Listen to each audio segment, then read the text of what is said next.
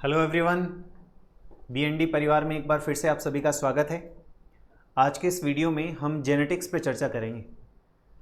जो previous video हमारे चल रहे हैं वो टॉपिक नेक्स्ट वीक से चलते रहेंगे कंटिन्यूटी में, लेकिन बीच बीच में हम ऐसी छोटी यूनिट्स को लेंगे जिनको हम कुछ समय में शीघ्र पूरा करवा सकें आपके एग्ज़ाम के डेट के पॉइंट ऑफ व्यू से।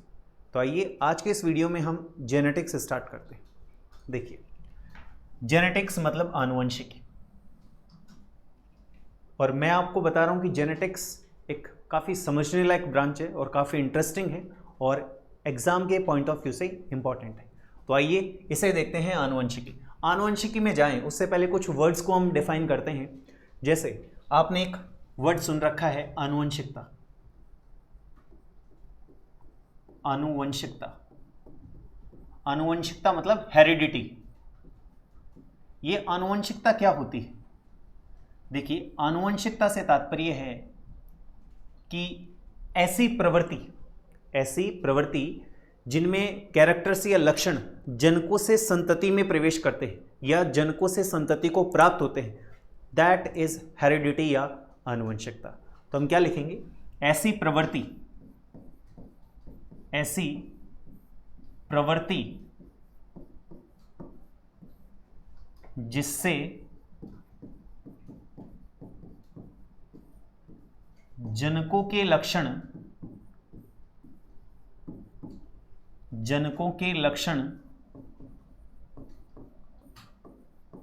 संतति को प्राप्त होते हैं हेरिडिटी या आनुवंशिकता कहलाती है। देखिए, जिस तरह से एक संतान में माता पिता से कुछ कैरेक्टर संतान में कैरी जाते हैं, तो उसे क्या कहा जाता है? आनुवंशिकता। प्राप्त होते हैं, उसे आनुवंशिकता कहते हैं या कहा जाता है। जैसे कई बार परिवार में बच्चा होने पर परिवारजन क्या कहते हैं? इसका बच्चे का नाक माता पिता से, दादा दादी से या और भी नज़दीकी जो रिलेटिव्स होते हैं उनमें मिलाया जाता है। ये सामान्य आम बोलचाल की भाषा की बात है। लेकिन अगर हम इसे विज्ञान की दृष्टि से देखते हैं तो विज्ञान की दृष्टि से ऐसी प्रवृत्ति या वे लक्षण जो जनकों से संतति को, ऑफस्प्रिंग को प्राप्त होते हैं, इस घटना को, इस प्रवृत्ति को क्या कहा जाता है? आनुवंशिकता। क्या कहा जाता है? आनुवंशिकता या हेरिडिटी। अब दूसरा वर्ड यहीं पर आता है, ये पहला वर्ड है। अब दूसरा वर्ड आता है आनुवंशिकी। देखिए कितना आनुवंशिकी, कितना समान वर्ड लग रहा है। आनुवंशिकी, जिसे आप इंग्लिश में कहते हैं जेनेटिक्स, और ऊपर वाले को कहते हैं हेरिडिटी। अच्छे तरीके से देख लीजिएगा, समझ लीजिएगा कि what difference between heredity and genetics. बहुत माइनर सा डिफरेंस, केवल शब्द का। क्या देखिए, आनुवंशिकी किसे कहेंगे? विज्ञान की वह शाखा जिसमें आनुवंशिकता, जिसकी बात हमने ऊपर की है, जिसमें आनुवंशिकता तथा जनक एवं संतति के मध्य जो विविधता होती है उसका भी अध्ययन किया जाता है। उसी को जेनेटिक्स या आनुवंशिकी कहते हैं। Is it clear? I repeat again, विज्ञान की वह शाखा जिसमें आनुवंशिकता के साथ साथ जनक तथा संतति के मध्य जो विविधता होती है उसका भी अध्ययन किया जाता है, उसे क्या कहते हैं? जेनेटिक्स या आनुवंशिकी। क्लियर है? देखिए, इसमें आनुवंशिकता के साथ साथ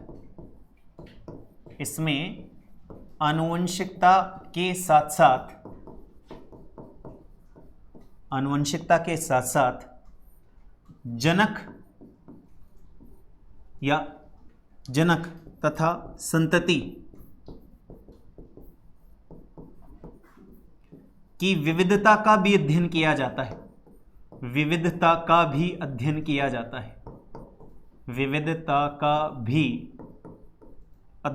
जाता है। अध्ययन किया जाता है, किया जाता है। तो आप अच्छे तरीके से सबसे पहले दिमाग में इस डेफिनेशन को बिठा लीजिए कि हेरिडिटी और जेनेटिक्स क्या है और क्या नहीं है, क्योंकि आप ये मान के चलिएगा कि बहुत सारे बच्चे इसमें जो डिफरेंस होता है वो कर ही नहीं पाते। सामान्य स्तर पर आनुवंशिकी, आनुवंशिकता कॉमन मान के चलते, क्या डिफरेंस है आपने देख लिया। अब आगे देखते हैं हम कि जो जेनेटिक्स है, जेनेटिक्स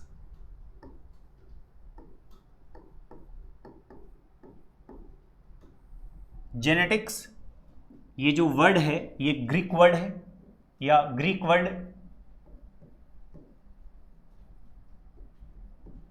जिसमें या जिसका अर्थ क्या होता है, जिसका अर्थ होता है टू ग्रो,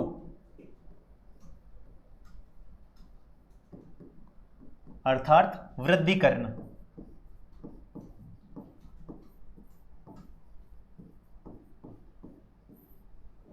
नेक्स्ट, ये जेनेटिक्स जो वर्ड आया, हम देखिए इससे पूर्व की कक्षाओं में, आई मीन 9th में, 10th में, 8th में जेनेटिक्स और आनुवंशिकी जैसा शब्द आपने सुन रखा है, और इसके बारे में एक सबसे फेमस वैज्ञानिक का नाम सुन रखा है आपने, Gregor zone Mendel.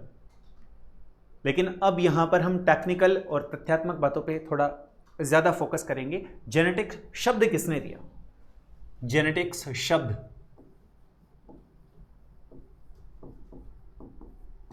Genetics word किसने दिया? जेनेटिक्स वर्ड जो दिया था वो दिया था विलियम बेटसन ने। किसने दिया था? विलियम बेटसन ने। किसने दिया था बच्चों? विलियम बेटसन ने। याद रखिएगा ये नाम, किसने दिया था? विलियम बेटसन ने। किसने दिया था जेनेटिक्स वर्ड? विलियम बेटसन ने। देखिए शुरुआती समय में याद होते चले जाएंगे, लेकिन जैसे जैसे ये खूब सारे नाम होंगे वैसे वैसे हमारी जो रिकॉल करने की कैपेसिटी है वो कम होती चली जाएगी। इसलिए मैं बार बार रिपीट कर रहा हूं, किसने दिया था ये वर्ड? डब्ल्यू बेटसन ने दिया था। आइए नेक्स्ट, ये प्रश्न आप बता देंगे, फादर ऑफ जेनेटिक्स, आनुवंशिकी का पिता किसे कहते हैं?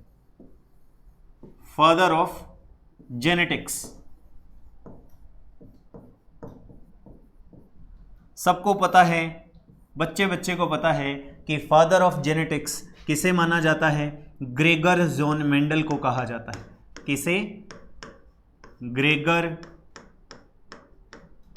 जॉन मेंडल को कहा जाता है। क्या कहा जाता है? Father of genetics. क्या कहा जाता है बच्चों? Father of genetics. नेक्स्ट आता है फादर ऑफ मॉडर्न जेनेटिक्स, आधुनिक आनुवंशिकी का पिता किसे कहते हैं? जेनेटिक्स आधुनिक आनुवंशिकी का पिता विलियम बेटसन को कहा जाता है बच्चों। किसको कहा जाता है? विलियम बेटसन को कहा जाता है। किसे कहा जाता है? विलियम बेटसन को कहा जाता है। क्या कहा जाता है? आधुनिक आनुवंशिकी का पिता। अब नेक्स्ट एक और आता है जो हमारे कोर्स से रिलेटेड है और जो नाम हम आगे पढ़ने को मिलेगा हमें। क्या? Father of experimental genetics. Father of experimental genetics, प्रायोगिक आनुवंशिकी का पिता किसे कहा जाता है? और वो कहा जाता है टी.एच. मॉर्गन को। किसको कहा जाता है? टी.एच. मॉर्गन को। ये सारे नाम हमें आगे देखने को मिलेंगे। तो जेनेटिक्स के हिस्ट्री में या जेनेटिक्स के एरिया में इन वैज्ञानिकों का क्या योगदान है या इन्हें क्या सम्मान दिया जाता है, उसके बारे में हमें पता होना चाहिए कि who is father of genetics और मॉडर्न जेनेटिक्स का पिता कौन है और एक्सपेरिमेंटल जेनेटिक्स का पिता कौन है। तीनों वैज्ञानिकों के नाम हमें क्लियर होने चाहिए। अब देखिए, अब हम जेनेटिक्स में प्रवेश करें। आज का वीडियो काफ़ी इंपॉर्टेंट इसलिए होगा क्योंकि आज हम जेनेटिक्स पढ़ने, जो जेनेटिक्स यूनिट पढ़ेंगे उसमें जो बेस तैयार किया जाएगा वो आज ही के वीडियो में तैयार होगा। इसलिए इस वीडियो को ध्यान से देखिएगा। आज के कंसेप्ट अगर क्लियर होंगे तो आगे पढ़ने में काफ़ी आनंद आएगा, क्योंकि आपको पता है ना जेनेटिक्स आगे जाकर मैथमेटिकल हो जाती है। इसके लिए हमारे कंसेप्ट क्लियर होना आवश्यक है। तो ये तो हो गई किसकी बात, इनके हिस्ट्री के बारे में बात की। हाँ, ह्यूमन जेनेटिक्स की बात करें तो ए गेरार्ड को माना जाता है, आगे बात करेंगे इसके बारे में भी। यूजेनिक्स के बारे में बात करेंगे, यूफेनिक्स के बारे में बात करें, लेकिन फिलहाल हम इसी स्तर तक रहेंगे कि इन तीनों वैज्ञानिकों का क्या रोल है, क्या कंट्रीब्यूशन है जेनेटिक्स के क्षेत्र में। आगे हम जेनेटिक्स में चलें उससे पहले हमें जेनेटिक्स में जो शब्दावली काम में ली जाती है, जो टर्मिनोलॉजी काम में ली जाती है, कुछ वर्ड्स हैं, कुछ शब्द हैं, कुछ परिभाषाएं हैं, वो हमें आनी चाहिए, वो समझ में आने चाहिए। इस केस में ऐसा होने पर जेनेटिक्स काफ़ी हद तक हमारे लिए आसान हो जाएगी। तो आइए हम उस शब्दावली की बात करते हैं। वो शब्दावली क्या है? देखिए, आनुवंशिकी से संबंधित कुछ पारिभाषिक शब्द। देखिए, सबसे पहले आता है कारक। सबसे पहला कौन है? कारक। कारक क्या होते हैं? कारक वो होते हैं जो किसी लक्षण को नियंत्रित करते हैं। उन्हें कारक, उन्हें फैक्टर, आज जिन्हें हम जीन के नाम से जानते हैं। और कुछ जगह ऐसा लिखा हुआ मिलेगा आपको कि मेंडल ने एलिमेंट तत्व तक कहा था। देखिए क्या है, वंशागति की इकाई जो किसी लक्षण को प्रकट करने के लिए तथा उसकी वंशागति के लिए जिम्मेदार होती है, उसे कारक कहा जाता है। उसे क्या कहा जाता है? कारक। हमारे लिए इंपॉर्टेंट क्या है? हमसे कोई पूछेगा नहीं है, या आप मान के चलिए 90% चांस ये होते हैं कि आपसे ये डेफिनेशन, ये इसकी बात कर रहा हूं मैं, डेफिनेशन पूछी नहीं जाएगी। लेकिन इंपॉर्टेंट क्या है? ये फैक्टर है जिसे मेंडल ने एलिमेंट तत्व भी कहा। इसे वर्तमान में हम जीन के नाम से जानते हैं। ये जीन वर्ड किसने दिया? तो जॉनसन ने ये जीन शब्द दिया था। ध्यान रखिएगा, जॉनसन ने इन कारकों को जीन कहा था। क्या कहा था? जीन। किसको? फैक्टर को। और मेंडल ने एलिमेंट कहा। ये चीज़ आप याद रखिएगा। इसमें भी जीन वर्ड जो जिसने दिया वो कौन थे? जॉनसन। ये इंपॉर्टेंट है, ये प्रश्न पहले आ चुका है। युग्म विकल्पी। युग्म विकल्पी से देखिए, अब युग्म विकल्पी ये अलील है, ये वर्ड किसने दिया? ये बैटसन ने दिया। किसने दिया?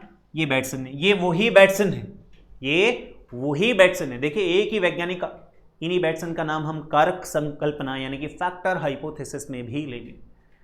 तो इसलिए एक वैज्ञानिक कितनी जगह आ रहे हैं, कंफ्यूज होने की कोई आवश्यकता नहीं है।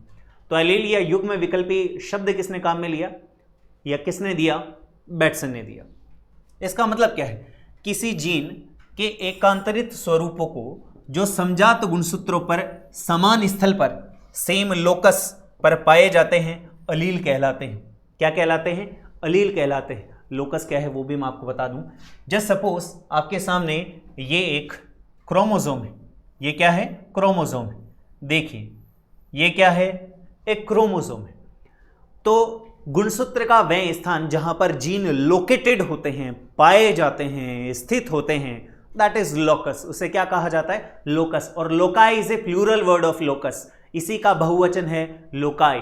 जैसे मान लीजिए यहां पर ये जीन लगे हुए हैं, ये यहां पर जीन हैं, तो इस स्थान को कहा जाएगा लोकस, और लोकाई इसी का प्लूरल वर्ड है। आगे ये बात समझ में। फिलहाल हम किसकी बात कर रहे हैं? युग्म विकल्पी की, जिसमें हमने कहा किसी जीन के एकांतरित स्वरूप जो समजात गुणसूत्रों पर पाए जाते हैं। अब किसी लक्षण के एकांतरित स्वरूप क्या हो सकते हैं? जैसे देखिए, ये लोकस क्लियर है, समजात गुणसूत्र मैंने आपको दिखाया अभी जीन लगाए, लेकिन हमें समझ में नहीं आया। डेफिनेशन तो समझ में आ गई, हमें व्यवहारिक तौर पर समझना है कि ये क्या होते हैं। तो देखिए, जैसे एक लक्षण होता है जिसका मतलब है पौधे की लंबाई, ये एक लक्षण है। ये क्या है? एक लक्षण है पौधे की लंबाई। ये क्या है? पौधे की लंबाई एक लक्षण है। अब पौधे की लंबाई में पौधा लंबा भी हो सकता है और पौधा बोना भी हो सकता है। तो अगर पौधा लंबा होगा तो उसे कैपिटल डी से डिनोट करेंगे। किससे डिनोट करेंगे? कैपिटल टी से। और अगर पौधा बोना होगा तो उसे स्मॉल टी से डिनोट करेंगे। व्यक्त किससे करेंगे? तो ये युग्म विकल्पी हैं। देखिए, किसी जीन के एकांतरित स्वरूपों को समजात गुणसूत्रों पर समान स्थल पर जो पाए जाते हैं उसे एलील कहलाते हैं। एक ही लक्षण के दो युग्म विकल्पी, दो एकांतरित या दो विकल्प आपके सामने दिखाई दे रहे हैं, इसलिए इन्हें क्या कहा जाएगा? युग्म विकल्पी। आई थिंक युग्म विकल्पी या अलील, देखिए अलील ये शब्द, एलील याद रखिएगा, एलील इसको युग्म विकल्पी को कहते हैं। और आपके सामने एग्जाम्पल देके मैंने व्यवहारिक तौर पर समझाया कि इसका मतलब होता क्या है। क्लियर है? तो फैक्टर और एलील आई मीन कारक और युग्म विकल्पी दो शब्द आपके क्लियर हो जाने चाहिए। और मैं फिर से कह रहा हूं, अगर ये शब्दावली क्लियर नहीं तो आगे हमारे लिए समस्याएं खड़ी हो जाएगी। सो प्लीज आप इन्हें अच्छे तरीके से समझिए। नेक्स्ट आता है समयुग्मजी और विषम युग्मजी। देखिए, अभी अभी हमने युग्म विकल्पी की बात की। किसके बारे में बात की? युग्म विकल्पी की बात की। यदि कोई लक्षण, जैसे मान लीजिए इस तरह से लिखा हुआ आता है, कैपिटल, इसमें लिखा हुआ है कैपिटल टी या मैं कहूं स्मॉल टी, तो ये क्या है? समयुग्मजी हैं, दोनों समान हैं, इसलिए इन्हें क्या कहा जाएगा? समयुग्मजी। और अगर ऐसा होता, इस तरह से दिया हुआ होता, तो ये कहलाता विषम युग्मजी। ये क्या कहलाता? विषम युग्मजी। ये विषम युग्मजी है, ये समयुग्मजी है, ये समयुग्मजी है, ये समयुग्मजी है, ये समयुग्मजी है, ये समयुग्मजी है, ये विषम युग्मजी है। समझ में आ रहा होगा आपको? अभी अभी मैंने बताया युग्म विकल्पी क्या है। अब इसको डेफिनेशन के तौर पे देखते हैं। समयुग्मजी या जिसे हम होमोजाइगस कहते हैं, लक्षण के समान कारक वाले दो युग्मकों के संयुग्मन से, दो युग्मक हैं और दोनों समान हैं, इसलिए क्या कहलाएंगे? ये समयुग्मजी। बना युग्मनज समयुग्मनज कहलाता है, तथा ऐसे युग्मनज के परिवर्तन से बना जीव भी समयुग्मजी जीव कहलाता है। अब इसी को अगर हम विषम युग्मजी लिखना चाहें तो जहां पर समयुग्मजी हैं वहां पर आप विषम युग्मजी मान के इस डेफिनेशन को दोबारा इमेजिन कीजिए, आपके सामने विषम युग्मजी की डेफिनेशन भी आ जाएगी। देखिए, विषम युग्मजी यानी कि हेटेरोजाइगस, लक्षण के असमान कारक वाले दो युग्मकों के संयुग्मन से बना युग्मनज जाइगोट क्या कहलाएगा? विषम युग्मनज कहलाता है, तथा इसके परिवर्तन से बना जीव विषम युग्मजी कहलाएगा। एग्जाम्पल के तौर पर मैंने आपको बता दिए कि विषम युग्मजी का मतलब क्या होता है और समयुग्मजी का मतलब क्या होता है। ये डेफिनेशन और इसका अर्थ हमें आना चाहिए। क्यों आना चाहिए? क्योंकि आगे जाकर जब हम मेंडल के एक्सपेरिमेंट्स को पढ़ेंगे तो हम केवल वर्ड से ही काम चलाएंगे। जैसे ही किसी डेफिनेशन में या किसी स्थान पर शब्द काम में लिया जाता है तो उस शब्द या उस परिभाषा हमारे दिमाग में छपी हुई होनी चाहिए ताकि हम उसे आसानी से समझ सकें। क्लियर है? आगे चलते हैं। समयुग्मजी एवं विषम युग्मजी नाम ये शब्द किसने दिए थे? बेटसन ने दिए थे, याद रखिएगा। जीन शब्द किसने दिया था?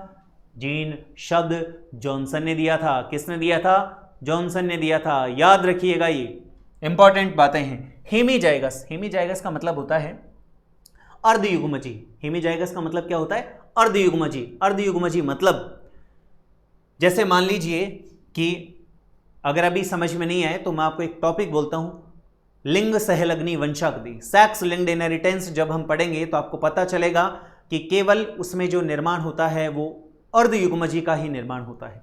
अर्धयुग्मजी मतलब केवल एक युग्मक। सिंपल भाषा में मैं कहूं एक युग्मज, एक युग्मक, सॉरी नॉट युग्मज, युग्मक आई मीन गैमेट। समयुग्मजी एवं हो गया ये हेमीजाइगस है, इसे अर्धयुग्मनजी कह सकते हैं। यदि किसी द्विगुणित सजीव में जोड़ी का केवल एक ही कारक, मैंने बोला एक ही कारक उपस्थित हो तो उसे अर्धयुग्मनजी या हेमीजाइगस कहा जाता है। नर सदस्य लिंग सहलग्न लक्षणों के लिए अर्ध समयुग्मजी प्रदर्शित करते हैं या होते हैं। किसके लिए? लिंग सहलग्नी वंशागति में या लिंग सहलग्नी लक्षणों के लिए। आप देखिएगा हम इसमें आसानी से समझ लेंगे कि अर्धयुग्मजी का मतलब क्या होता है जब हम लिंग सहलग्नी वंशागति या एक्स लिंक्ड इनहेरिटेंस को पढ़ेंगे। तो इस वर्तमान स्थिति में हमारे पास कारक, युग्म विकल्पी, समयुग्मजी, विषम युग्मजी और अर्धयुग्मजी। कारक यानी कि जीन, विकल्पी मतलब कैपिटल टी स्मॉल टी, पौधे की लंबाई का ही गुण है। समयुग्मजी मतलब capital T small t, capital Y, small y, capital R, small r. These are examples of समयुग्मजी या होमोजाइगस। हेटेरोजाइगस मतलब capital T, capital R, capital Y, और दूसरा भी ले सकते हैं कैपिटल डब्ल्यू, स्मॉल डब्ल्यू। ध्यान रखिएगा, ये कैसे स्थिति है विषम युग्मजी। अर्धयुग्मजी जिसमें केवल एक कारक आपको देखने को मिलेगा उसे ये अर्धयुग्मजी कहेंगे।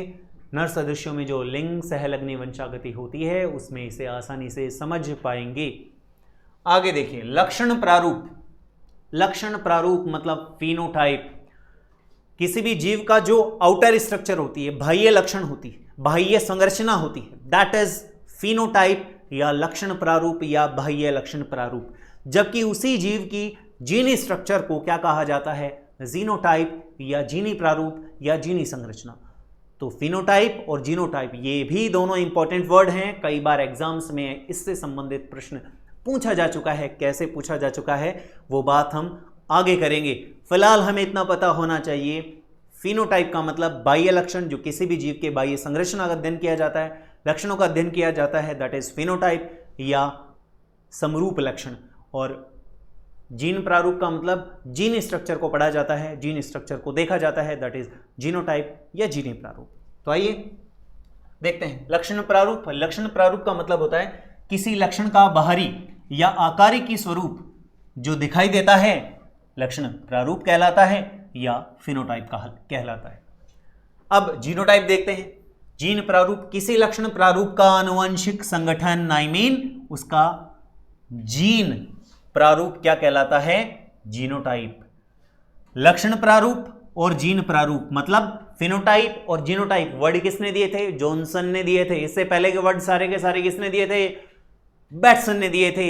जॉनसन पहले सिर्फ जीन दे चुके हैं, तो आप याद रखिए gene word, phenotype, genotype word किसने दिए, जॉनसन ने। अभी तक जितने पढ़े उसमें रिमेनिंग जितने भी शब्द थे या वर्ड थे वो बैटसन ने दिए थे। याद रखिएगा, phenotype, genotype, gene word Johnson ने दिए, रिमेनिंग जो वर्ड थे वो बैटसन ने दिए।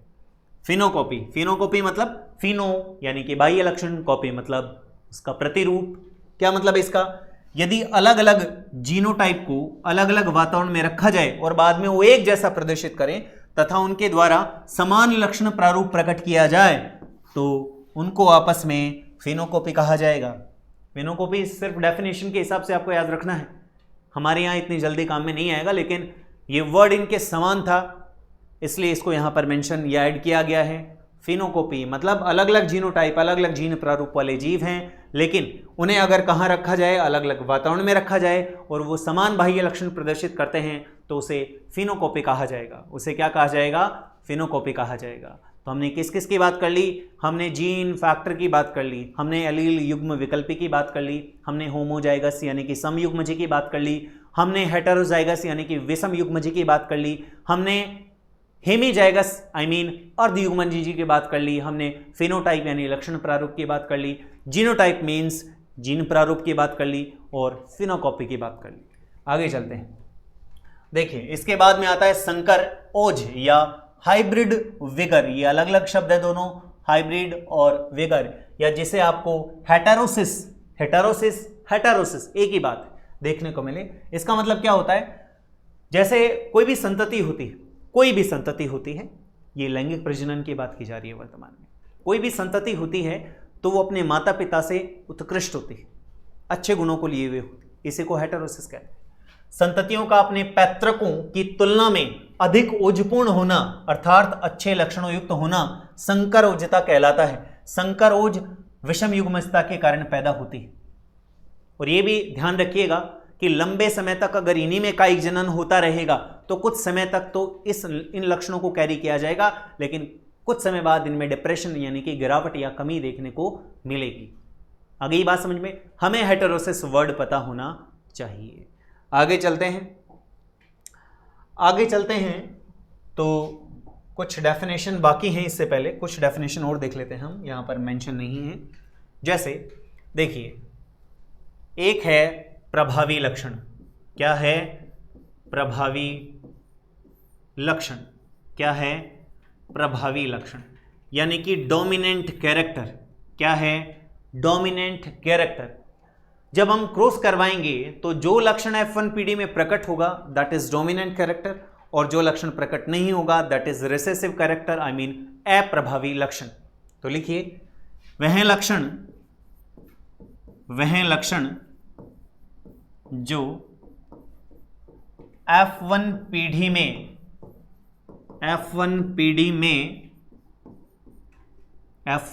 में प्रकट होता है उसे प्रभावी लक्षण कहते हैं। उसे क्या कहते हैं बच्चों? प्रभावी लक्षण या डोमिनेंट कैरेक्टर कहते हैं। जैसे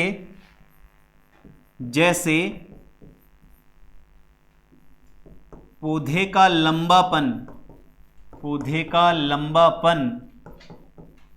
लंबापन मतलब कैपिटल टी,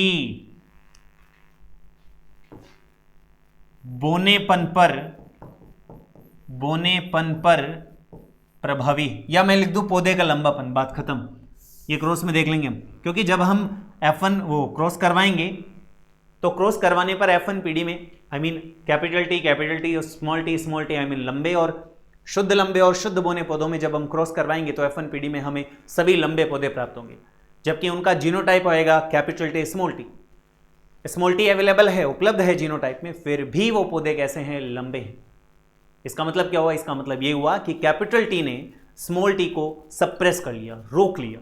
कैपिटल टी अपने आप को प्रकट होने दे रहा है और स्मॉल टी को प्रकट होने नहीं दे रहा। मतलब capital T is a dominant character, वो क्या है वहां पर? एक प्रभावी लक्षण। नेक्स्ट और आता है, कुछ डेफिनेशन और हैं उनको भी देख लेते हैं। नेक्स्ट आता है अप्रभावी लक्षण। क्या आता है? अप्रभावी लक्षण। क्या आता है बच्चों? अप्रभावी लक्षण। क्या आता है बच्चों? अप्रभावी लक्षण, या जिसे कहा जाता है रिसेसिव कैरेक्टर। सेम डेफिनेशन है। क्रॉस करवाने पर एकल द्विसंकर को हिसाब करवाइए, मोस्टली एकल ही करवाते हैं डेफिनेशन में। डेफिनेशन को समझाने के लिए जब हम एक क्रॉस करवाते हैं तो वह लक्षण जो F1PD में प्रकट नहीं होता रिसेसिव कैरेक्टर या अप्रभावी लक्षण कहलाता है। तो लिखें, वह लक्षण जो F1PD में अपने आप को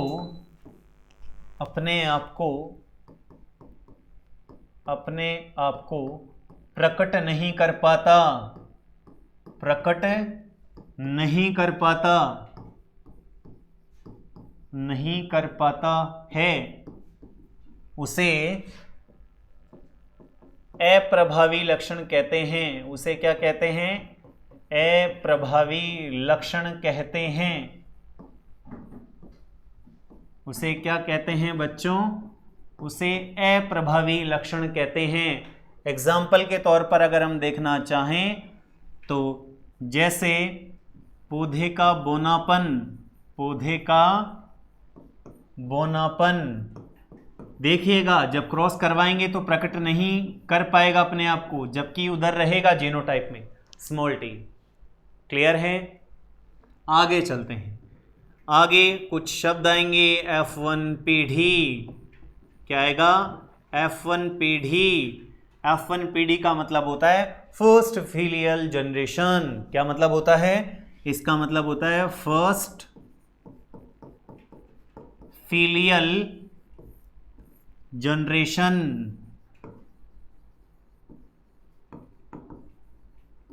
मतलब जनकों के मध्य जब क्रॉस करवाया जाता है तो जो पहली बार पीढ़ी प्राप्त होती है उसे F1PD कहते हैं।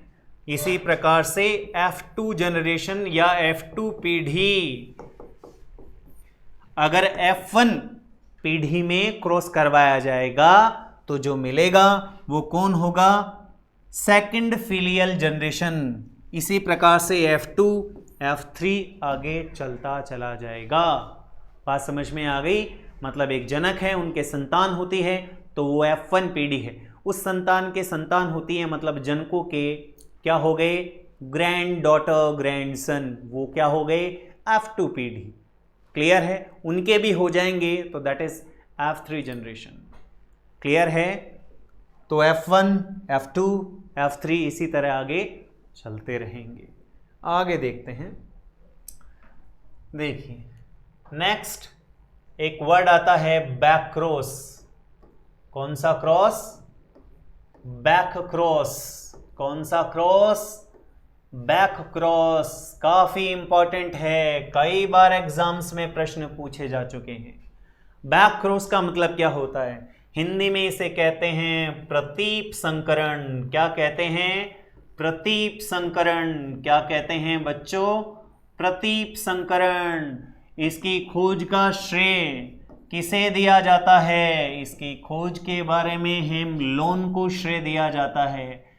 किसको दिया जाता है, हेमलोन को श्रेय दिया जाता है। किसका, बैक्रोस का या प्रतीप संकरण का। बैक्रोस का मतलब क्या है, जब F1 पीढ़ी का क्रॉस किसी भी जनक से करवाया जाए तो उसे बैक्रोस कहा जाता है, प्रतीप संकरण कहा जाता है। देखिए मैं क्या लिख सकता हूं, मैं ये लिख सकता हूं कि F1 पीढ़ी का क्रॉस किससे करवाया जाए, किसी भी जनक से करवाया जाए। किसी भी जनक से करवाया जाए। F1 पीढ़ी का क्रॉस किससे करवाया जाए, किसी भी जनक से करवाया जाए। F1 पीढ़ी का क्रॉस किसी भी जनक से कैसे करवाया जाए, देखिए अब इसको शब्दों में लिखना चाहें तो लिख सकते हैं, ऐसा क्रॉस या ऐसा संकरण जिसमें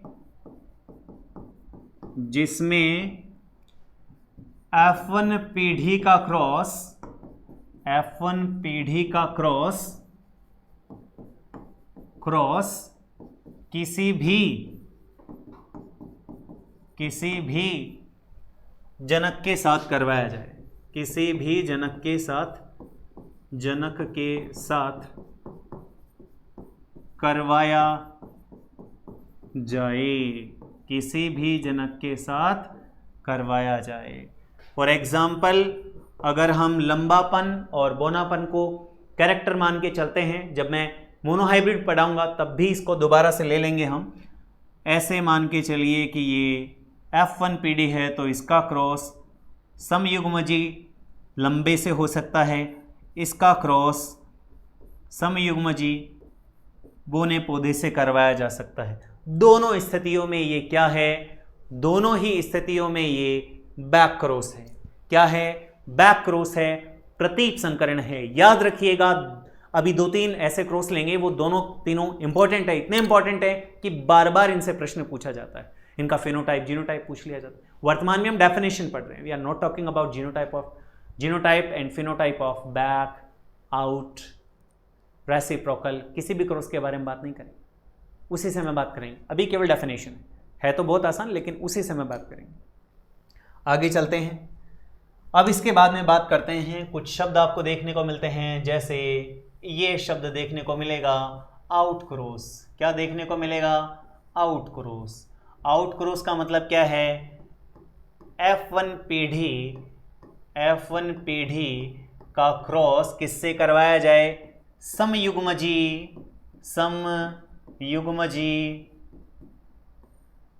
प्रभावी पौधे के साथ। किसके साथ करवाया जाए, समयुग्मजी प्रभावी पौधे के साथ। देखिए हमने यहां पर लिख रखा है कि F1 पीढ़ी का क्रॉस किसी भी जनक। अब ये किसी जनक से मतलब है कि समयुग्मजी प्रभावी और समयुग्मजी अप्रभावी दोनों हैं, इसीलिए ये बात एग्जाम्पल में क्लियर भी हो रही है। यहाँ पर कितना भी मेंशन करते जाओ, लेकिन बात हमारे समझ में आनी चाहिए। इस दोनों एग्जाम्पल से बात समझ में आती है। F1 का क्रॉस समयुग्मजी प्रभावी से करवाया गया है, F1 का क्रॉस समयुग्मजी अप्रभावी से करवाया गया है। अगर आपको समझ में नहीं आता है तो भी आप पेशेंस बनाए रखें, क्योंकि जब हम क्रॉस करेंगे तब भी ये बातें दोबारा से क्लियर हो जाएंगी। बस एक बार इनको पढ़िए, वीडियो को बार बार देखिएगा कंसेप्ट क्लियर करने के लिए। ओके, F1 पीढ़ी समयुग्मजी प्रभावी पौधे के साथ। फॉर एग्जाम्पल आप टीटी का क्रॉस किससे करवाएंगे? टीटी से करवाएंगे, तो ये क्या है? आउट क्रॉस है। दूसरा देखते हैं हम, दूसरे में क्या है? देखिए दूसरा एक आता है कौन सा? बैक क्रॉस हो गया। एक आता है टेस्ट क्रॉस, ये काफ़ी इंपॉर्टेंट है और इसके ऊपर कई बार प्रश्न पूछा जा चुका है। टेस्ट क्रॉस मतलब परीक्षार्थ संकरण। टेस्ट क्रॉस का मतलब परीक्षार्थ संकरण। टेस्ट क्रॉस का मतलब क्या है? परीक्षार्थ संकरण। क्या है बच्चों? परीक्षार्थ संकरण। और परीक्षार्थ संकरण का मतलब होता है F1 पीढ़ी का क्रॉस, F1 पीढ़ी का क्रॉस यदि समयुग्मजी अप्रभावी, समयुग्मजी अप्रभावी पौधे के साथ करवाया जाए तो उसे क्या कहेंगे?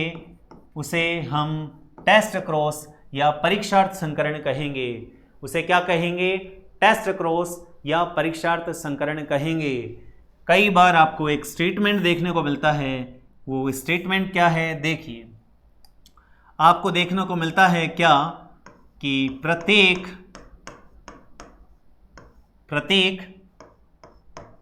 टेस्ट क्रॉस बैक क्रॉस होता है। प्रत्येक टेस्ट क्रॉस बैक क्रॉस होता है, लेकिन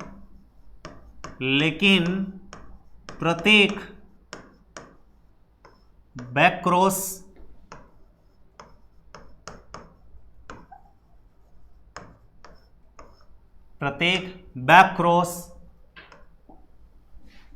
टेस्ट क्रॉस नहीं होता। टेस्ट क्रॉस नहीं होता। अब ये कोई खास इंपॉर्टेंट स्टेटमेंट नहीं है, बड़ा आम सा स्टेटमेंट। अगर हमें डेफिनेशन आती है तो ये स्टेटमेंट की कोई वैल्यू नहीं है, हम अपने आप से इसको या ये कंक्लूजन हम स्वयं निकाल सकते हैं। प्रत्येक टेस्ट क्रॉस बैक क्रॉस होता है। क्यों? ये टेस्ट क्रॉस है, प्रत्येक टेस्ट क्रॉस होगा, बैक क्रॉस होगा। क्यों? क्योंकि हमने बैक क्रॉस में लिखा है कि हमने, देखिए यहां पर क्या लिखा है हमने? टेस्ट क्रॉस का मतलब लिखा है F1 पीढ़ी किससे होगी? समयुग्मजी अप्रभावी से। तो यहां चलते हैं, हमने इसमें दोनों लिखे हैं, F1 पीढ़ी समयुग्मजी प्रभावी, F1 पीढ़ी समयुग्मजी अप्रभावी। तो इसीलिए हमने कहा है प्रत्येक टेस्ट क्रॉस बैक क्रॉस होता है, लेकिन प्रत्येक टेस्ट क्रॉस, वो हमने क्या लिखा? प्रत्येक टेस्ट क्रॉस बैक क्रॉस होता है, लेकिन प्रत्येक बैक क्रॉस टेस्ट क्रॉस नहीं होता। ये स्टेटमेंट याद रखिएगा। क्यों? क्योंकि बैक क्रॉस में इन दोनों को शामिल किया जाता है, जबकि टेस्ट क्रॉस में केवल एक ये शामिल होता है। इसीलिए स्टेटमेंट बड़ा आसान है, प्रत्येक टेस्ट क्रॉस बैक क्रॉस होता है, लेकिन प्रत्येक बैक क्रॉस टेस्ट क्रॉस नहीं होता है। याद रखिएगा, ये दोनों स्टेटमेंट याद रखिएगा। आउट क्रॉस हो गया, टेस्ट क्रॉस हो गया, बैक क्रॉस हो गया। एक क्रॉस हो रहता है जो आपको देखने को मिलेगा, और वो कौन सा है? Reciprocal cross. Reciprocal cross. Reciprocal cross का मतलब क्या है? इसका मतलब है व्युत्क्रम संकरण। क्या है इसका मतलब? व्युत्क्रम संकरण। रेसिप्रोकल क्रॉस मतलब व्युत्क्रम संकरण। व्युत्क्रम संकरण का व्युत्क्रम का मतलब क्या होता है? इसका मतलब होता है उल्टा बदलना। रेसिप्रोकल का मतलब क्या होता है? उल्टा बदलना। देखिए सामान्य जब भी हम क्रॉस करवाते हैं तो प्रभावी लक्षण को नर माना जाता है और अप्रभावी को मादा माना जाता है। ये आप याद रख लीजिए, गांठ बांध लीजिए इस बात को कि प्रभावी लक्षण को नर माना जाता है और अप्रभावी लक्षण को मादा माना जाता है। लेकिन यदि इनको उल्टा कर दिया जाए, यानी कि लिंग बदलकर क्रॉस करवाना, मैं एक लाइन में खत्म करता हूं इसको, लिंग बदलकर, बड़ी आसान सी भाषा है, लिंग बदलकर क्रॉस करवाना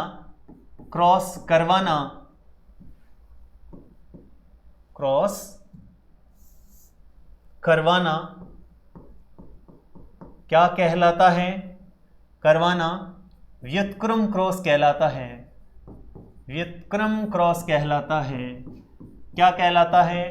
व्युत्क्रम क्रॉस कहलाता है।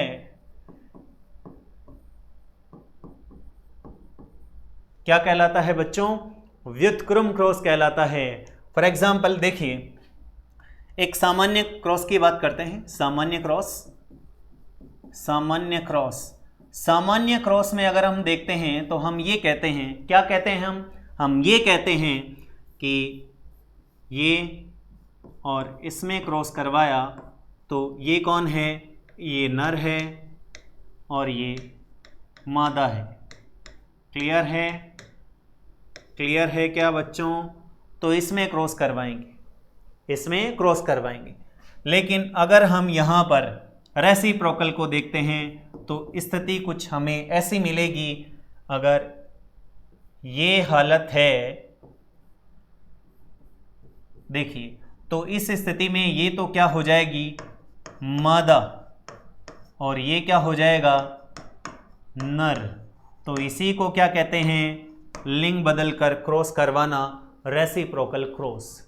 देखिए, आप यहाँ पर भी चेक कर सकते हैं, आगे भी हम चेक करेंगे कि ऐसा क्रॉस करवाया जाता है तो कभी भी जो परिणाम प्राप्त होता है उसमें कोई अंतर प्राप्त नहीं होता, समान प्राप्त होगा। आप करवा के देख लीजिए, हम आगे करवाएंगे जब हम क्रॉस पढ़ेंगे। इससे नेक्स्ट वीडियो अभी स्टार्ट करने वाले हैं थोड़ी देर में।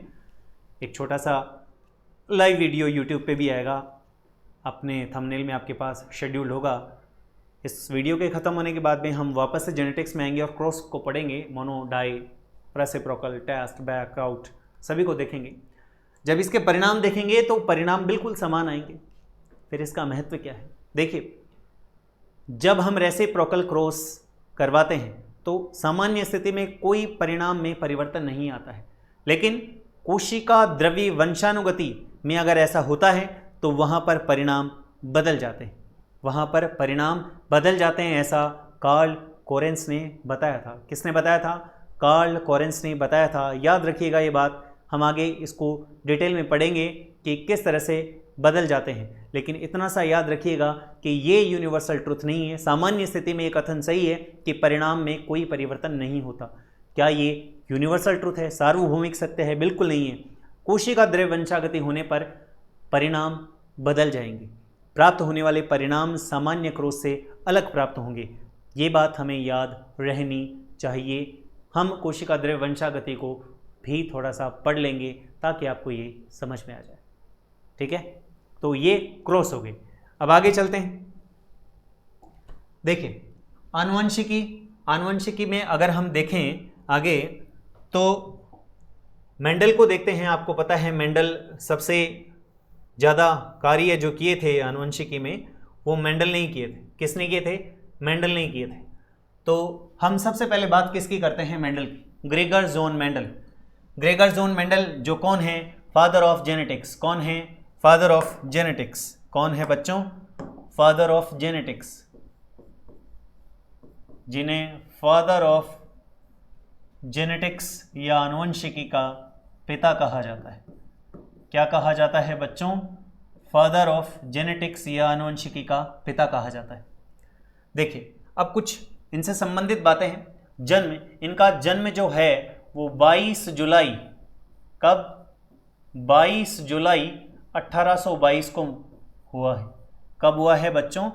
22 जुलाई 1822। कहाँ पे हुआ है?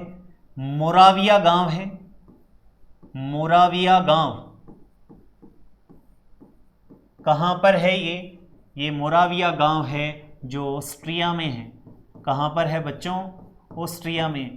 कुछ किताबों में आपको सिलेसिया गांव भी लिखा हुआ मिलेगा, लेकिन वर्तमान में आरबीएससी की बुक को अगर हम देखें तो उसमें मोराविया गांव को मेंशन कर रखा है। सिलेसिया गांव देखने को मिलेगा और हेजनडार्फ प्रांत स्टेट आपको देखने को मिलेगी, तो वो भी आप याद रखिएगा। कौन कौन सी मैं साइड में लिख देता हूँ आपको। हेजनडार्फ प्रांत, हेजनडार्फ प्रांत देखने को मिलेगा। कुछ जगह देखने को मिले तो मैं सिर्फ नॉलेज के लिए बता रहा हूँ। आप सोचें कि हमने तो कहीं सिलेसिया गांव पढ़ रखा है, तो सिलेसिया विलेज भी है, लेकिन वर्तमान में मोराविया गांव लिख रखा है।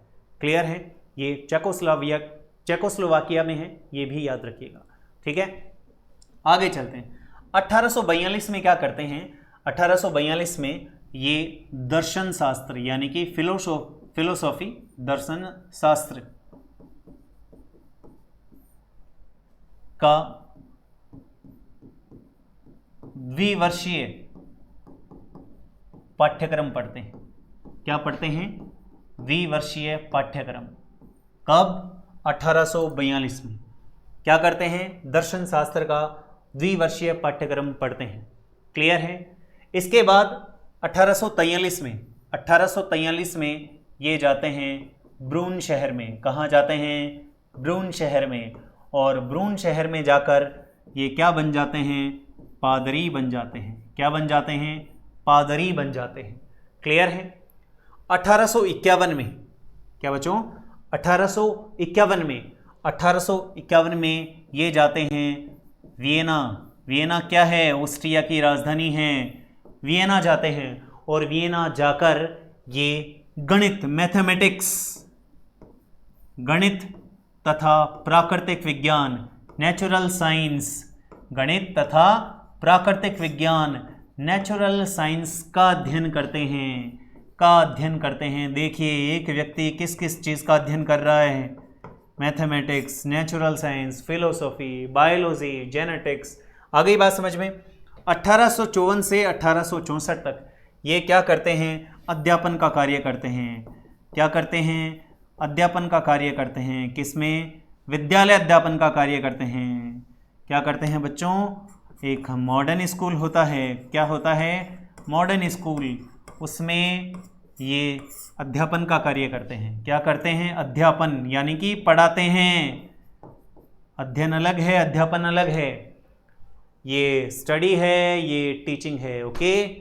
अब 1857 से 1865 तक ये क्या करते हैं? 1857 से 1865 आप गिनिए, ये 8 वर्ष होते हैं। कितने? मटर के पौधे पर प्रयोग करते हैं। ये क्या करते हैं? मटर के पौधे पर प्रयोग। क्या करते हैं बच्चों? मटर के पौधे पर प्रयोग करते हैं। कब करते हैं?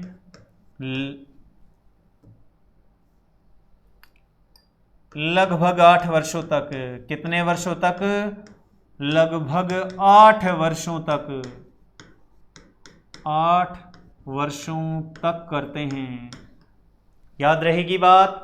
ये प्रश्न पूछा जा चुका है। मेंडल ने मटर पर अपने प्रयोग कितने वर्षों तक किए? 8 वर्षों तक किए।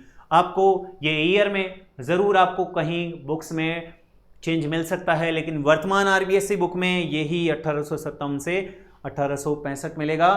कुछ स्थान पर 1856 से 1856 से 1864 लिखा हुआ है, 8 वर्ष। लेकिन वर्तमान में आरबीएसई की बुक से डेटा लिया गया है जो 1857 से 1865 तक उन्होंने 8 वर्षों तक मटर के पौधे पर अपने प्रयोगों को किया था। क्लियर है?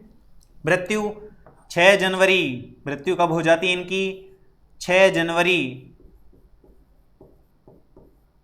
1884 को इनकी मृत्यु हो जाती है। कब हो जाती है बच्चों? 6 जनवरी 1884 को इनकी मृत्यु हो जाती है। तो देखिए ये मेंडल के जीवन में जो उन्होंने काम किए, जो उन्होंने अध्ययन किए, उसके बारे में थोड़ा सा हमने ब्रीफ में जाना। और सिर्फ इसलिए क्योंकि देखिए इनकी डेथ, इनकी बर्थ, इनके एक्सपेरिमेंट तो कम से कम हमें पता होने ही चाहिए।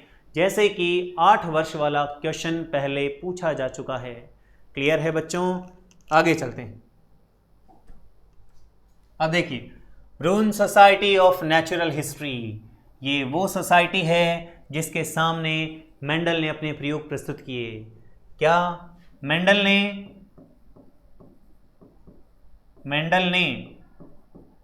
अपने प्रयोगों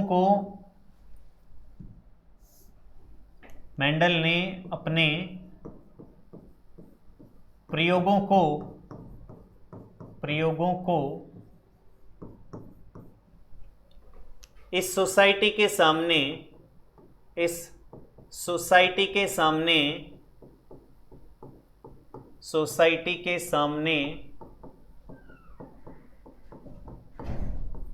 8 फरवरी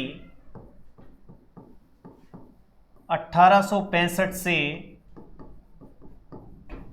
8 मार्च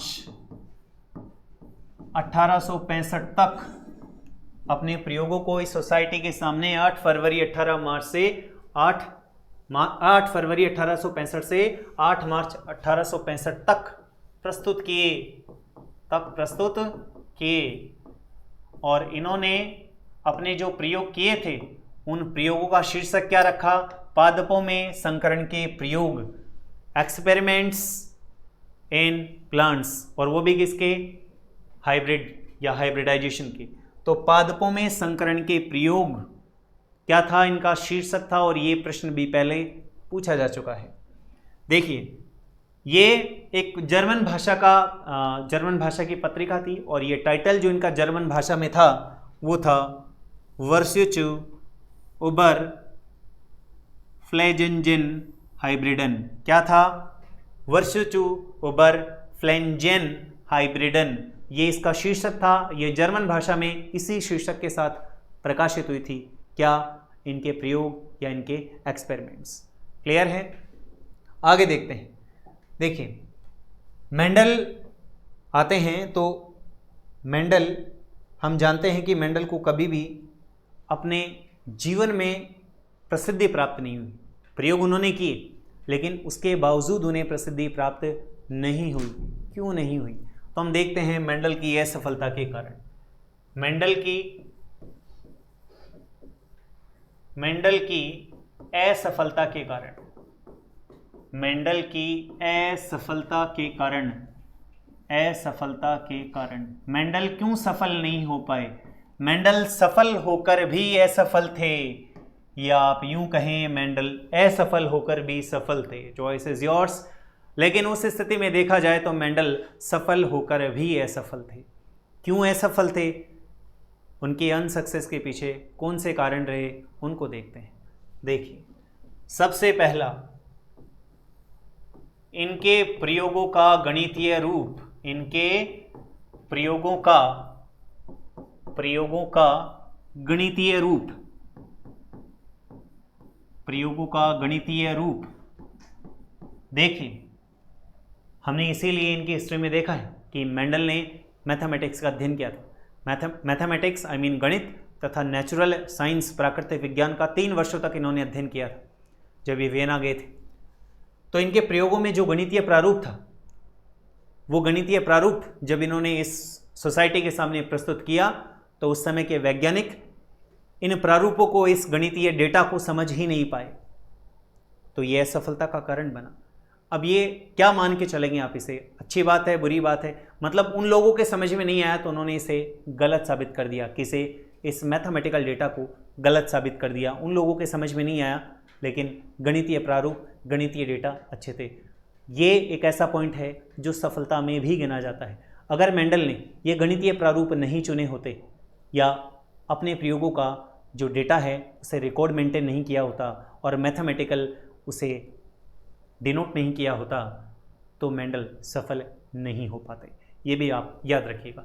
लेकिन केवल इस संदर्भ में कि उस समय लोगों को समझ में नहीं आया, इसलिए यहाँ पर ये असफलता का कारण भी माना जा रहा है। ठीक है।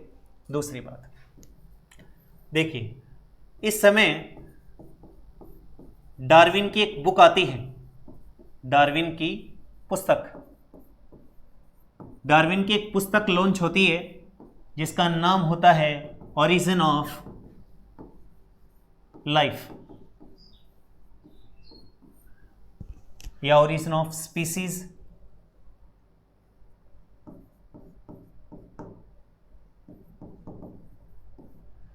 तो उस समय पूरी दुनिया के सामने, उनके हिसाब से बता रहा हूं मैं कि बंदर को मानव का पूर्वज माना जाता है।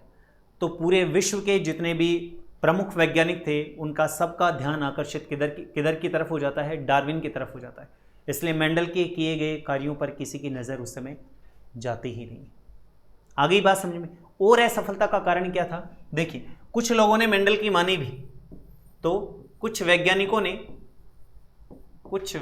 ने इनमें नागिले का नाम प्रमुखता से लिया जाता है। कुछ वैज्ञानिकों ने मेंडल के प्रयोगों को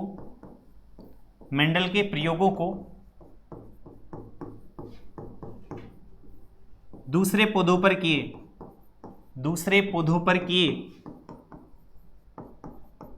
पौधों पर किए तो उन्हें मेंडल अनुसार परिणाम प्राप्त नहीं हुए। इसलिए उन्होंने क्या माना? इसलिए उन्होंने माना कि मेंडल ने जो एक्सपेरिमेंट किए हैं वो ठीक नहीं है, उनका डेटा अप्रोप्रिएट नहीं है, ठीक नहीं है, सत्य नहीं है। तो मेंडल के ये असफलता के कारण रहे उस समय। नेक्स्ट, मेंडल के प्रयोग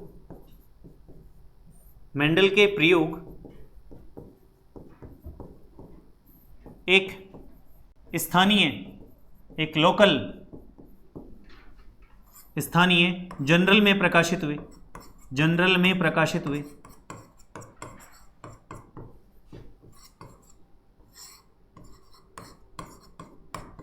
यानी कि हम कहें लोगों तक अप्रोच ही नहीं बना पाए क्या मेंडल का एक्सपेरिमेंट।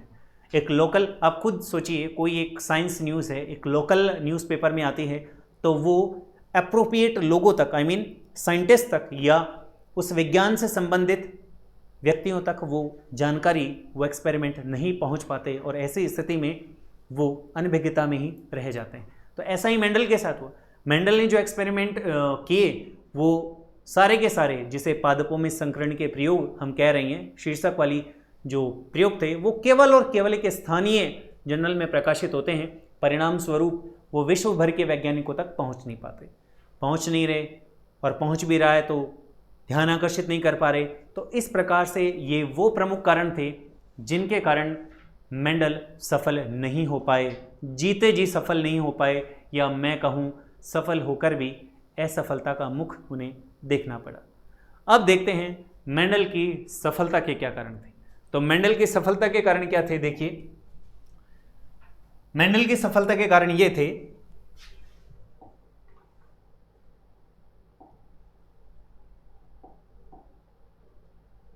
मेंडल की सफलता के कारण, नेक्स्ट पॉइंट आता है हमारा मेंडल की सफलता के कारण। मेंडल की सफलता के कारण, मेंडल की सफलता के कारण, मेंडल क्यों सफल हुए? कारण,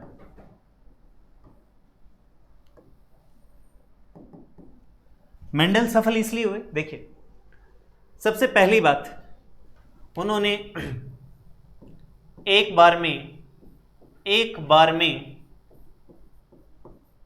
एक या दो लक्षणों को ही चुना, दो लक्षणों को ही चुना या चयन किया, का ही चयन किया, लक्षणों का ही चयन किया, ठीक है। नेक्स्ट, दूसरी बात करते हैं, अपने पूर्व में की गई वैज्ञानिक गलतियों को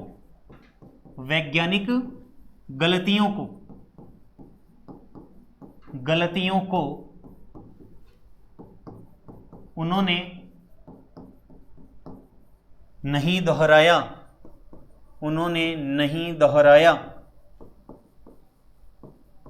मतलब उनसे पहले जितने भी वैज्ञानिक आते हैं, एक्सपेरिमेंट करते हैं, उन्होंने जो गलतियां की थी, मेंडल ने उन चीज़ों को उन्हीं के द्वारा सीख लिया कि मुझे ये मिस्टेक्स रिपीट करनी ही नहीं है। और एक साथ में ऐसे नहीं कि बहुत सारे कैरेक्टर, 4-4, 5-5 कैरेक्टर लेकर क्रॉस करवा रहे हैं, एक या दो कैरेक्टर का ही चयन किया। ये सफलता के कारण थे उनके। नेक्स्ट, मेंडल ने अपने प्रयोगों की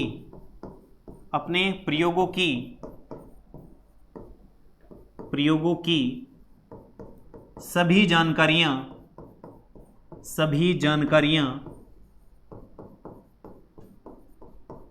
जानकारियां रिकॉर्ड की, मतलब जानकारियों को या जानकारियों का अभिलेख रखा, जानकारियों का अभिलेख, रिकॉर्ड, लिखित में रखा। जानकारियों का अभिलेख आई मीन रिकॉर्ड रखा। देखिए, आप कोई काम करते हैं और अगर उसका लिखित में रिकॉर्ड रखते हैं तो आपके लिए उसे टैली कर पाना, अगर भविष्य में कहीं कुछ मिस्टेक होती है या डेटा मैच नहीं करता, मिसमैच कर रहा है, तो ऐसी स्थिति में आप कहाँ पर गलती हुई आप उसे इजीली ढूंढ सकते हैं। तो मेंडल के लिए सफलता का सबसे बड़ा कारण था कि वो जो भी काम कर रहे थे उसको रिकॉर्ड कर रहे थे, चाहे वो कुछ भी हो, चाहे उनके परिणाम प्राप्त हुए, चयन किए गए लक्षण हैं, क्रॉस करवाए गए पौधे हैं, उन सब का उन्होंने क्या किया, लिखित रिकॉर्ड, रिटर्न रिकॉर्ड मेंटेन किया। नेक्स्ट एक और है, इसी में मेंशन कर देते हैं, अपने परिणामों को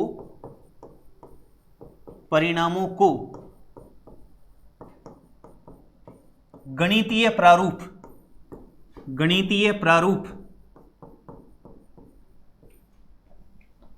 में रखा। देखिए, मेंडल ने इतने एक्सपेरिमेंट किए थे। मेंडल ऐसा नहीं कि डायरेक्ट मटर पे आ गए थे, मेंडल इससे पहले अन्य जीवों पर भी अपने प्रयोग करते हैं, अन्य जीवों पर प्रयोग करते हैं, लेकिन फाइनली वो मटर पर आते हैं। मटर में भी वो 34 किस्में चुनते हैं, फिर बाद में 22 किस्मों पर आते हैं, 22 किस्मों में भी वो 7 कैरेक्टर पर आते हैं। और मेंडल की सबसे बड़ी सफलता का राज ये भी था कि उन्होंने मटर के पौधे का ही चयन किया।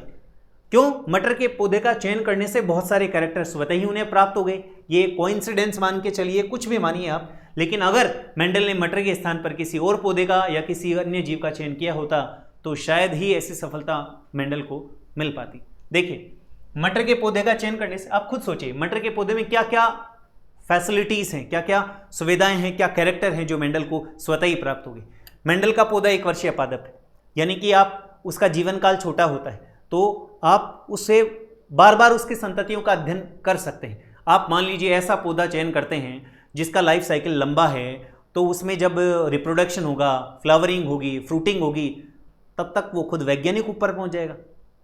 तो ये सबसे मतलब उसकी ज़्यादा प्रोजेनी का या ज़्यादा संततियों या पीढ़ियों का वो अध्ययन नहीं कर पाते, लेकिन मटर का उन्होंने काफ़ी किया क्योंकि 1 वर्षीय पादप है, छोटा जीवन काल है। दूसरा, मटर एक साथ कई लक्षणों को मेंटेन करता है। तीसरा, मटर का जो पौधा होता है वो बाइसेक्सुअल होता है, द्विलिंगी होता है। चौथा, मटर में स्वपरागण पाया जाता है तथा पर परागण करवाया जा सकता है, अगर चाहें तो पर परागण करवाया जा सकता है। तो ये ऐसे कैरेक्टर थे जो मटर में उपस्थित थे और मेंडल के लिए ये एक माइलस्टोन साबित हुए। देखिए, मटर 1 वर्षीय पादप है जिसका जीवन चक्र 2-3 महीने का होता है, मतलब 1 वर्षीय मानते हैं किताबों में, वैसे हमें भी पता है 2-3 महीने ही होता है। सभी लोग एग्रीकल्चर से संबंधित हैं, मटर का सीजन आता है 2-3 महीने में पूरा हो लेता है। समय में अधिक पीढ़ियों का विश्लेषण किया जाता है कम समय में। मटर में अनेक विपरीत विभेद के लक्षण पाए जाते हैं।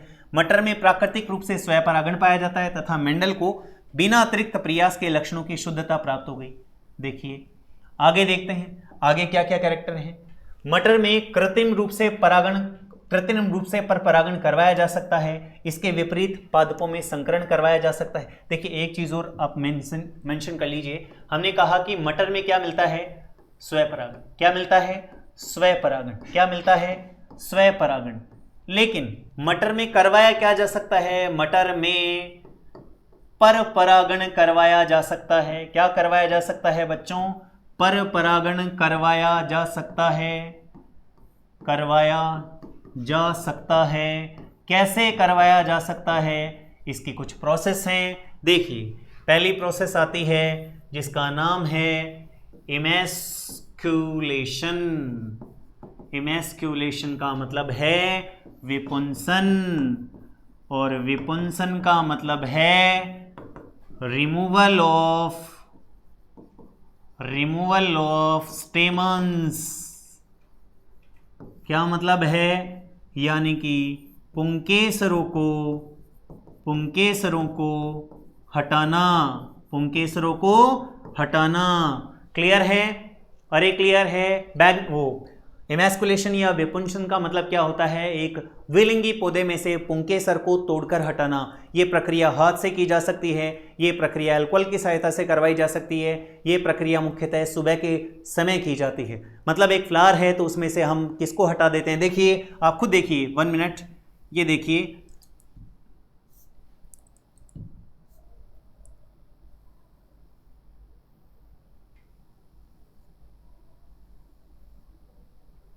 आप खुद देखिए, ये एक स्टेमन है, ये क्या है,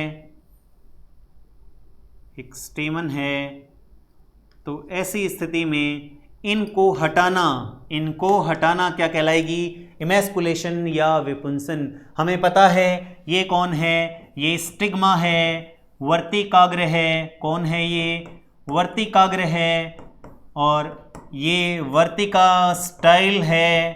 कौन है, वर्तिका स्टाइल है। और ये ओवेरी यानी कि अंडाशय है। ये क्या है बच्चों, अंडाशय। अगर हम इसको हटा लेते हैं और हमारा इच्छित परागकण, हमारा वांछित परागकण, हमारी वांछित जाति का परागकण हम यहाँ लाकर डालते हैं, तो वो क्या कहलाएगा, वो आर्टिफिशियल पॉलिनेशन या कृत्रिम परागण कहलाएगा। स्वपरागण को हम होने से रोक सकते हैं, किसमें, मटर में।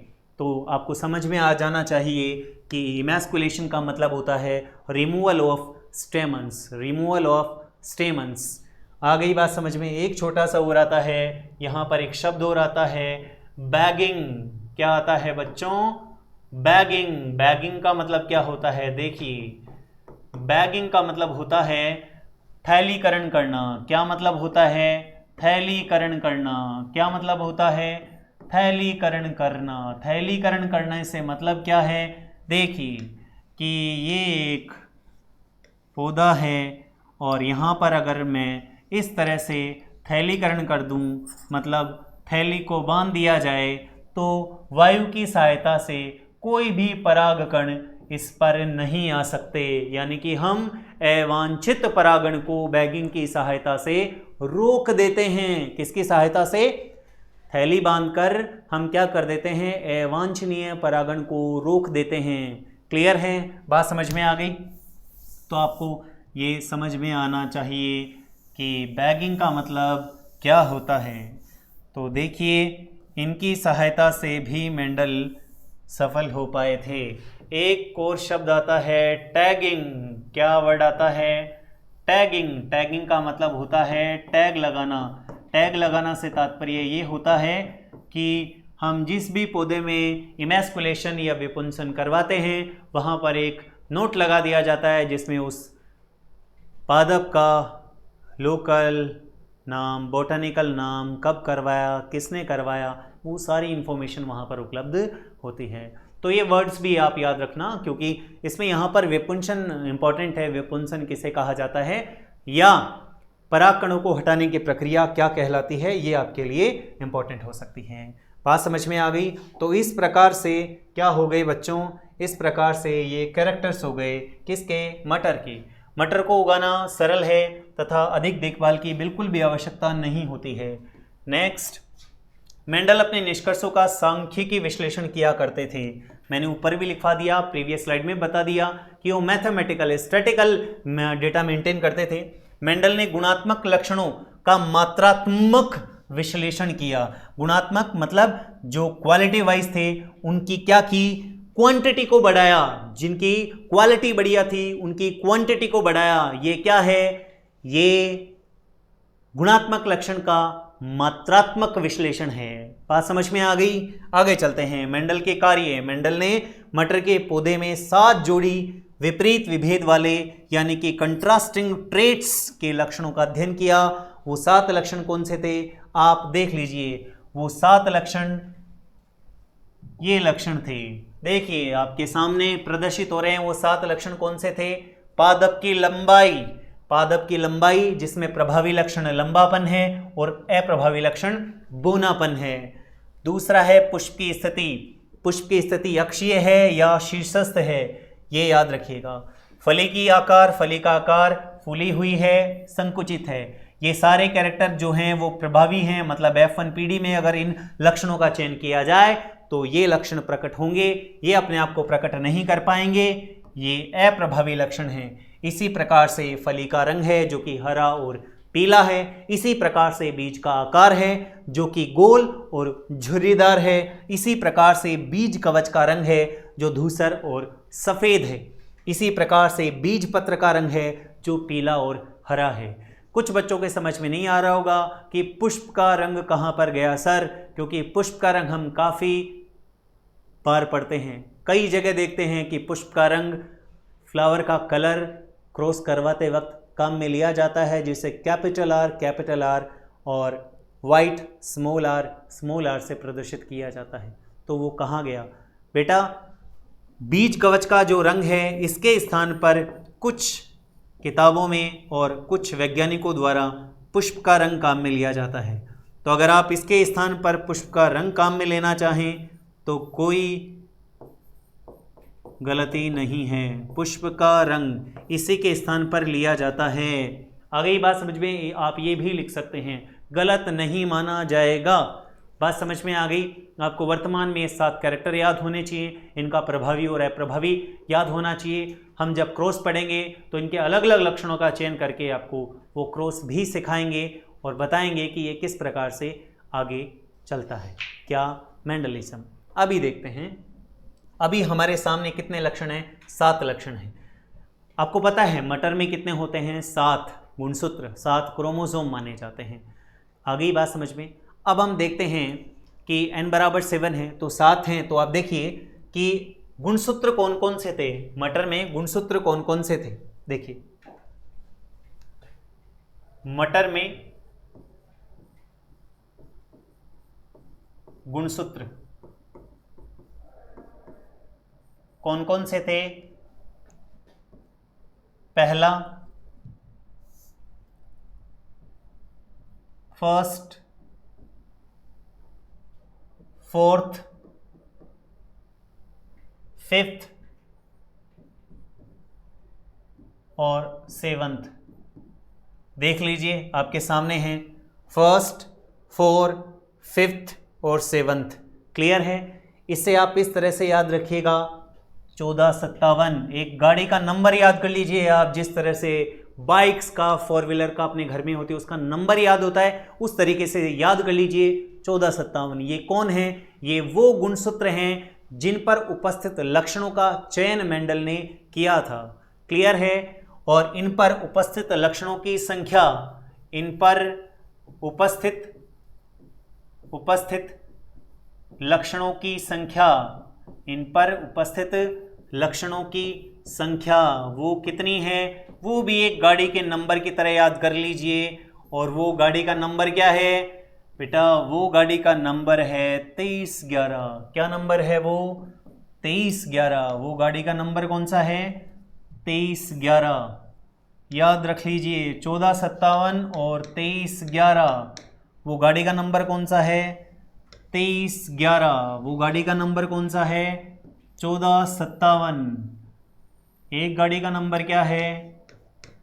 1457। दूसरी गाड़ी का नंबर क्या है? 2311। आप देख लीजिए, 2311, 1457। देखिए हमने क्या लिखा है पीछे? हमने लिखा है 2311। पहले हम गुणसूत्र लिख रहे हैं, कौन कौन से गुणसूत्र थे? तो गुणसूत्र थे 1457 और हम लिख रहे हैं बाद में 2311। यहाँ पर दिखाई नहीं दे रहा होगा आपको, यहाँ पर लिख देते हैं 1457 और 1457 के नीचे हमने लिखा है 2311। मतलब ये ऊपर वाले गुणसूत्र हैं और नीचे वाले गुणसूत्रों पर उपस्थित लक्षण हैं। पहले गुणसूत्र पर कितने लक्षण? 2 लक्षण। तो पहले गुणसूत्र पर 2 लक्षण दिखाई दे रहा है सबको, हमने लिख दिया उस स्लाइड में। चौथे गुणसूत्र पर 3 लक्षण। चौथे गुणसूत्र से कितने लक्षणों का चयन किया उन्होंने? 3 लक्षणों का चयन किया। देख लीजिए 3 लक्षण दिखाई दे रहे हैं। 5वें गुणसूत्र पर और 7वें गुणसूत्र पर एक एक लक्षण थे। 5वें और 7वें पर कितने थे? एक एक लक्षण थे। यहीं से प्रश्न पूछा जा चुका है। क्या पूछा जा चुका है? कि मेंडल द्वारा चुने गए 7 लक्षणों में से सर्वाधिक लक्षण निम्न में से किस गुणसूत्र पर उपस्थित थे? तो आपको क्या याद होना चाहिए? आपको ये गाड़ी का नंबर याद होना चाहिए। चौथा ऐसा गुणसूत्र था जिससे सर्वाधिक लक्षणों का चयन किया गया, और वो कितने थे लक्षण? 3 लक्षण। ये दिखा रखा है कौन कौन से थे, वो आप आराम से समझ सकते हैं। मैं इसे इरेज कर देता हूँ। ये बात आगे की स्लाइड में भी लिख रखी है। बात समझ में आ गई बच्चों? ये चीज़ आप याद रखिएगा। कौन सी? कि 3 लक्षण इस पे थे, 1 लक्षण ये हैं और 2 लक्षण ये हैं। ये सारे के सारे प्रभावी हैं, ये सारे के सारे अप्रभावी हैं। ये बात आप याद रखिएगा। सर्वाधिक किस पे? चौथे पे। कितने? 3। सबसे कम किस पे? 5वें और 7वें पे। दोनों पे 1-1 हैं, इसलिए सबसे कम 5वें पे और 7वें पे। इस पूरे गाड़ी के नंबर में से कुछ भी किसी भी तरीके से पूछा जाए, हमें इसके लिए रेडी रखना है। और ये मैं आपको बता दूं, एस ब्लिक्सिट एक वैज्ञानिक थे, उनके अनुसार था यह। एक्स ब्लिक्सिट के अनुसार जो 7 लक्षण चयन किया था या चयन किए थे मेंडल ने, वो ये थे और उनकी क्या स्थिति थी। अब इसमें सीधा सीधा भी पूछा जा सकता है, ऐसा कौन सा गुणसूत्र था जिससे मेंडल ने 2 लक्षणों का चयन किया? तो नीचे ऑप्शन में आ जाएंगे आपके पास 1, 4, 5, 7। वो पहला गुणसूत्र था जिस पर 2 लक्षणों का चयन किया गया। आई होप जेनेटिक्स की इस क्लास में जो हमने मेंडल के बारे में जाना है और एक जनरल इंट्रोडक्शन प्राप्त किया है, वो आप लोगों के समझ में आया होगा और ये जनरल इंट्रोडक्शन आगे की क्लास के लिए काफ़ी हेल्पफुल होने वाला है। आज के लिए बस इतना ही। अभी YouTube पर मिलते हैं लाइव, तो बने रहिएगा BND क्लासेस में। जय हिंद, जय भारत।